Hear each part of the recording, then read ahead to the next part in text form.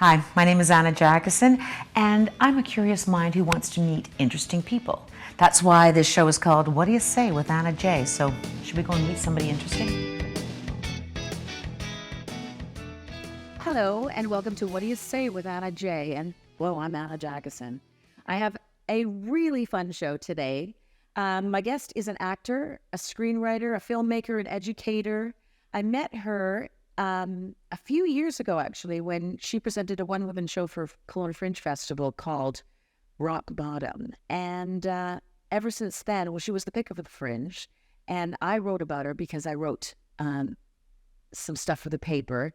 And she's here, the gorgeous, the talented Carly Fawcett. Hello. Hi. I am so happy that we get to have this conversation. Our paths have crossed a couple of times, and I've always said, I want to talk to you more, but you have these and I have this, so now we're in a situation where I get to actually talk to you. Yes, here we are. Yes. It's exciting. Well, thank you for saying that. So I'm going to go back a little bit in order to set up what's going on with you now, because I really love how you're teaching, you're working, you're crafting, you're creating. But I mentioned Rock Bottom this was a story about your life. This was a one-man show about your childhood, and it was kind of a dark one because you were a professed alcoholic before the age of 18, before you could even drink alcohol. Mm-hmm. So hitting that, what made you kind of think now is the turning point that I want my life back? I don't want to be a victim. I want to be a creator. Tell me a little bit about that, and then we'll set that up is that okay? Yeah, of course. Okay, good. Fabulous question. So I was an artsy, nerdy kid. And so I didn't ever feel like I fit in, especially growing up in Kelowna, where at the time, it's better now, but they didn't have a lot of arts. So I didn't, I always loved the arts and was creative. But when I found drugs and alcohol at a fairly young age, that gave me the confidence that I was always lacking. So I took to it very quickly. Yeah. And in hindsight, I'm actually very grateful that I went so hard, so young, because I don't think I would have stopped had I not. But there was a series of rock bottoms, which is why I wrote that show, that led me to quitting at age 18.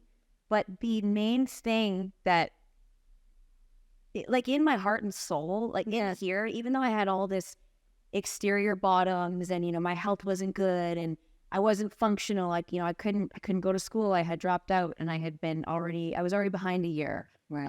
And I would put myself in situations that teenagers do when they're under the influence constantly. Yeah. But the main thing was I had this feeling like if I continue this way, I'm probably not going to live that long, obviously. But I wasn't able to be creative when I was under the influence. I wasn't one of those artists that does stuff and is able to make a masterpiece. I could never do that. And I think when I was that age, that was probably also part of the draw, because I idolized these people that it seemed like they were able to function that way and create art that way. And I just couldn't. And so I knew that if I wanted to do this, I didn't know how it would look. I just knew that I'm a performer. I like to do all these different things. I knew that if I wanted to achieve those things, I would not be able to do that if I was using drugs and alcohol. So, in a nutshell, art and acting and performing has really kept me sane. And once you cleaned that side of you, what was the one thing that the thing that inspired you went, oh my God, I can write again, or oh my God, I can act, or what was the little glitter moment that dropped inside of you that now you decide that you've started moving forward? I think in that moment of realization, it was more like an internal realization of my spirit, right? And soul, wherever you want to call it. And it took me a while to find acting again. I had done it as a kid. And in my first few years of sobriety, I was still very young. So I tried singing, I tried dancing, I tried, I belly dancing. I did a bunch of different stuff. And what happened was I moved to Vancouver to pursue music, ended up dropping out of that school. I'm I've never been one to finish a program. I've finished a program once. Because it wasn't the right one for me, and I found this method acting class. Right. That's part of the thing that I wanted to ask you, actually. Yeah. Because you were, you found a technique called the Meisner technique. And I know that through my research, it says acting is living truthfully under imaginary circumstances. So that's the motto of Sanford Meisner. So what was it that stuck with you? I think with any sort of method or any type of modern realism, and this applies to theater as well. We're not just talking film. Right. It's the desire to be authentic in your work, to be truthful. And even if you're learning to build a character, How do you get there? Like, what is that? okay, so Meisner is very outward focused. Right. So everything they teach is based in improv, if you can believe it or not, and focusing outward on my partner. So to be a really good actor, you have to be a really good listener, right? And so that's, I think, the biggest thing that I took away from the Meisner technique is love that. it's not about me, it's about you, and all the answers are in my partner. And see, that's not what they teach you in acting, because it's all, what can I look? Where's my best camera angle? Where's me? Right. And you just memorize the words. And that's how I thought acting was in the beginning because of that. But so I worked with you before, and I loved watching you work. And so that maybe is the spark that that found me so interested, so drawn to you. So tell me a little bit more about this. And what we will do later on in the show is I'm going to ask you to actually teach me properly.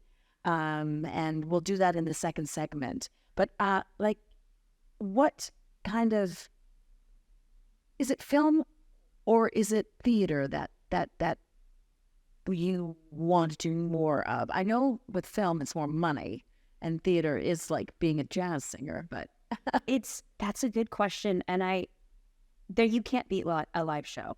yeah. The feeling that you get, as you know, when you're out of the way and you have a live audience and there's something else greater coming through you, that's why we're artists. Yeah. But you can have that in film. And I think the desire what I want is I want to have that feeling and when I do theater and when I do film. And that's what I always strive for. Right. And that's something that I try and give my students. Or if I'm directing somebody, we find the technical and we find the beats and we honor the script, but then we try to find the play, the organicness of it. And what the camera will find inside of you.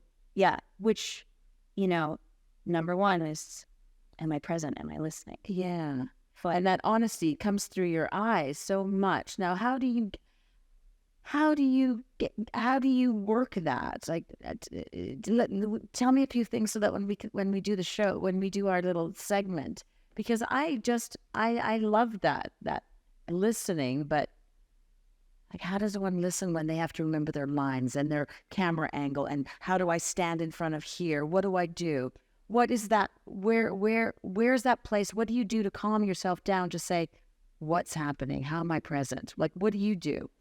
I start my warm up doing relaxation, which is we basically sit in the chair and we breathe and we get into our body. Right. It's a very physical warm up, but it helps you get out of your head and more in here and in here. Right. And so that's what I do usually to start. Other exercises you can do are I will just have two actors sit across from each other and breathe, which sounds like, why would you do that? That sounds easy. It's actually very hard to do. Because you have to connect with something. Yeah. And if they don't want to connect with you, yeah. So those are two sort of base level things that I'll do. I will also do repetition, which is a Meisner exercise. Yeah. And a lot of it is just getting conscious on, am I actually listening and responding to you in the moment like I would in real life? Right. So acting is juggling, man. Like you have lines, am I breathing? Am I listening? And then the director wants something from you. So you have to then remember that. So what's more fulfilling, mastering a character or seeing a script of yours with your perspective on it? That is Because you write, and we didn't tap into that. And I know we have to go into the second segment, but like I said, 10 minutes goes by so fast. But I really want to ask that question. What you're writing something and you're going to direct it with your perspective. or you're going to get somebody else's words and you're going to put your own perspective. I call it your own stink, but your own perspective on it. What's more challenging to you?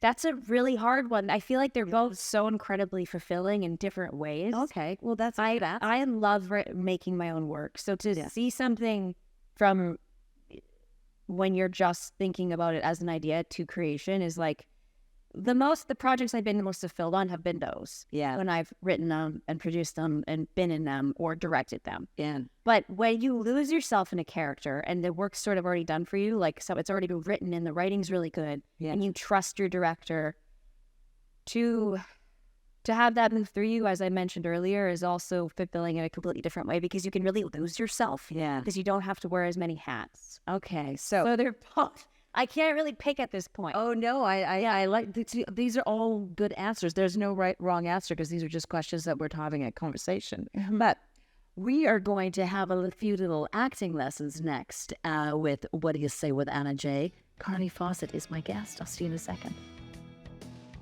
Carly is going to put her acting into practice, and we're going to do a little bit of a scene study. She gave me a script. Carly, tell me a little bit about what we're going to do here. So this is a scene from The Devil Wears Prada with Meryl Streep and Anne Hathaway. Yeah. And this is the cerulean monologue when she completely schools Anne Hathaway About the blue jumper. And it's so we're going to focus on some character work. We're going to break it down a little bit. And we're just going to do the first part of her monologue. Okay. So we're going to keep it very simple. All right. So tell me, should I just read this first? Yeah, I think you go from right here and just focus on this and that.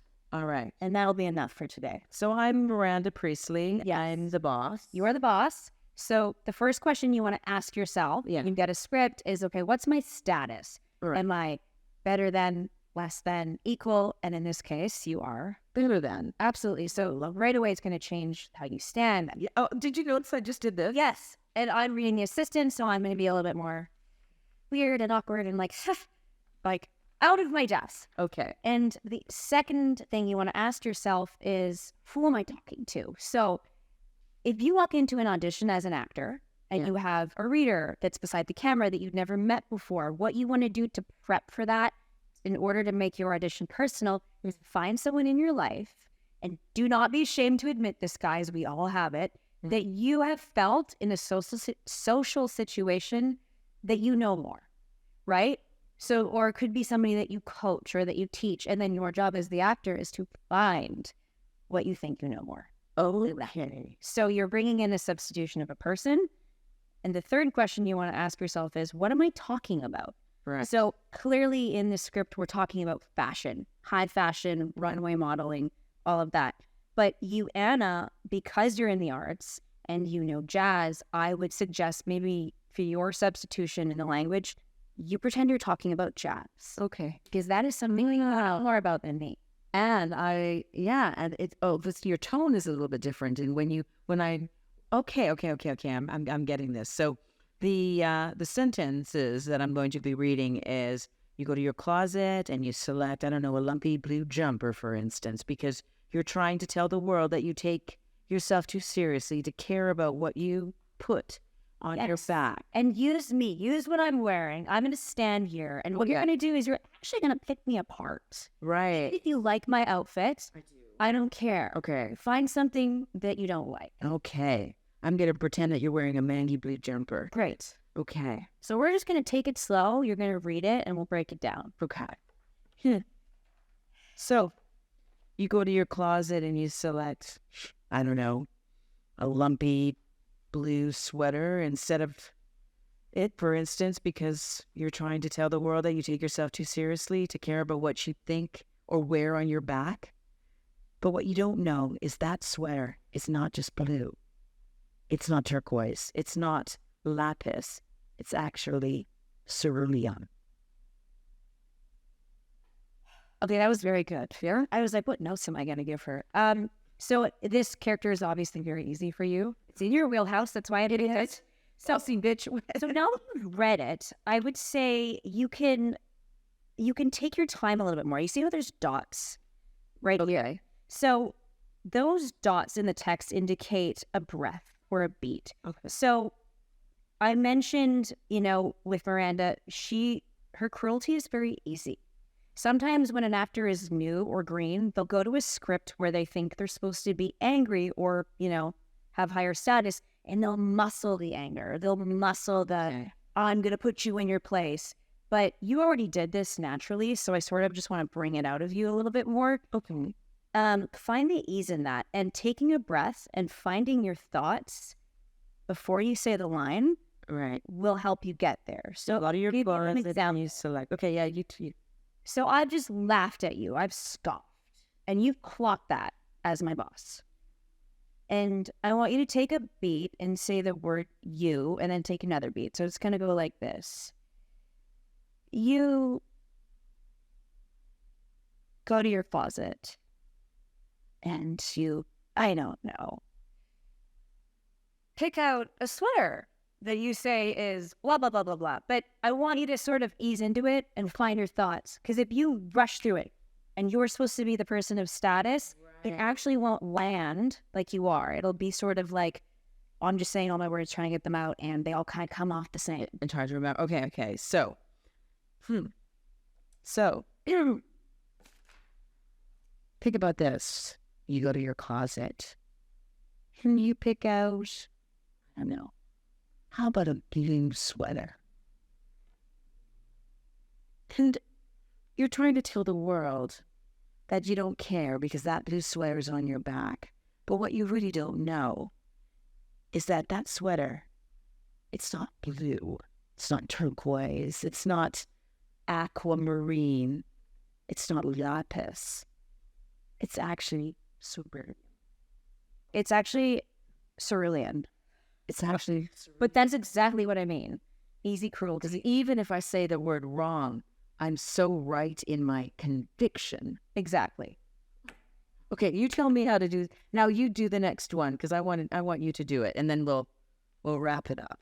You go to your closet and you select, I don't know, that lumpy blue sweater, for instance, because you're trying to tell the world that you don't take yourself too seriously and you don't care about what you put on your back. But what you don't know is that sweater is not just blue.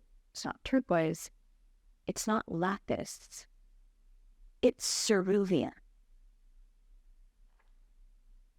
You're also blithely unaware of the fact that in 2002, Oscar de la Renta did a collection of cerulean gowns, and I think it was Yves Saint Laurent, wasn't it? Who showed cerulean military jackets.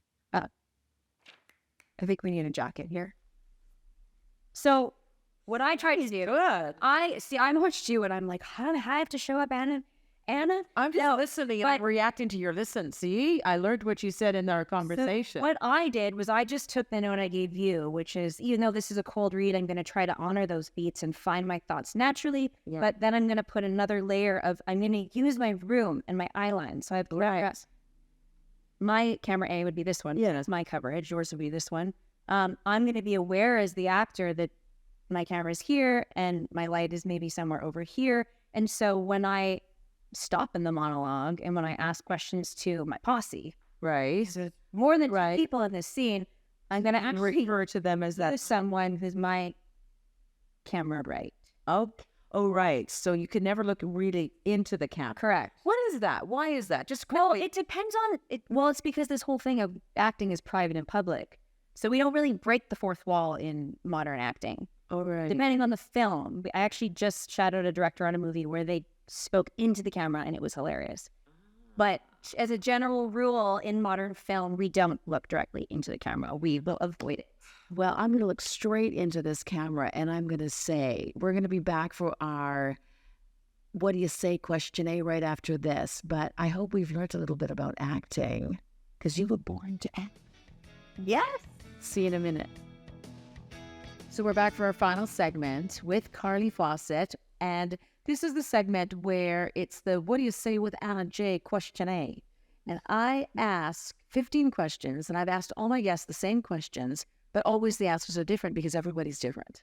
So are you ready to be probed? I'm so ready. Okay. Like, Carly Fawcett, the best sandwich. A chops cheese, which you can find at any deli in New York City at any time of the day. What's a chops cheese? It's the greasiest sandwich ever, but I think it's like roast beef and cheese, and it's toasted, and it's kind of like a panini, but it's not. Oh, chops. And it sounds terrible, but it's actually so good. It's exactly It's in New York City. like what? Staple. Okay. Yeah. Well, okay, let's all go to New York City then. Yes. What's the one thing that you own that you should really throw out?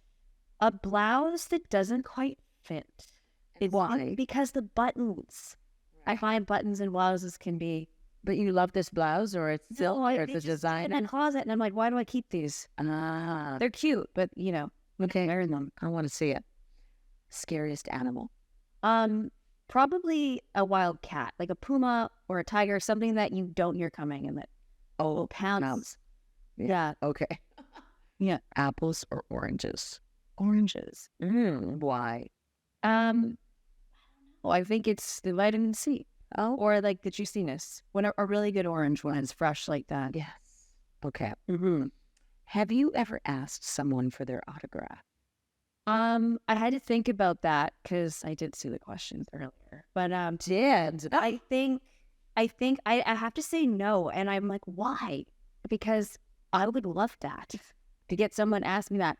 And I think it's because I always get nervous. I'm like, I don't want to bug them. Ah, Yeah. I used to have everybody. I had an autograph book when I was young. Yeah. What do you think happens when we die? I'm a firm believer in reincarnation and the afterlife and all kinds of woo. So Okay. I'm multiple things, probably. I like that. Mm-hmm. Favorite action movie? What's it called? You tell me. Guardians of the Galaxy. Oh, really? Yeah. Oh, cool. Okay. You get one song to listen to for the rest of your life. What is it? I have to say Under the Bridge by the Red Hot Chili Peppers because it has a good one. Yeah, it has a lot of emotional significance. Yeah, it's cool. Favorite smell? Okanagan Lake in the summer, first thing in the morning. Like it's a sweet smell that you get at like 6 a.m.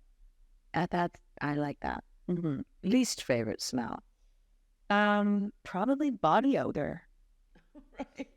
That is a real problem. Nobody's ever said that, and that is so true. But then sometimes I really like a stinky. And I'll go on. Stop. It's not about me. Flat or sparkling? Sparkling. Most used app on your phone? Instagram, baby. Oh, okay. Describe the rest of your life in 5 words.